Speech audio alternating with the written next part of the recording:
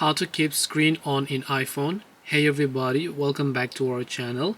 In this video I will guide you on how you can keep screen on in your iPhone, so make sure to watch the video till the very end.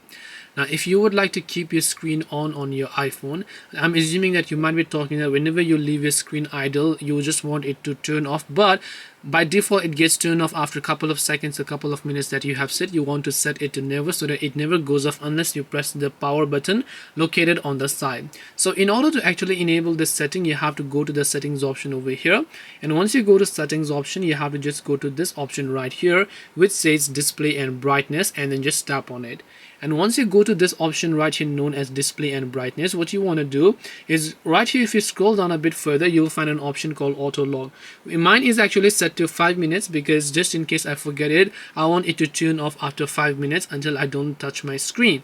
So if you want to set this to never, you can set this to never. If you just leave it like this, even if it is till tomorrow morning, your screen is still going to be like this because it forgets to shut it off itself. So you might want to just go ahead and then check that option if that is the option for you. So I hope this video helped you guys. If you have got any more questions, then feel free to leave them down below. Thank you for watching till the end of this tutorial, and see you soon in the next video.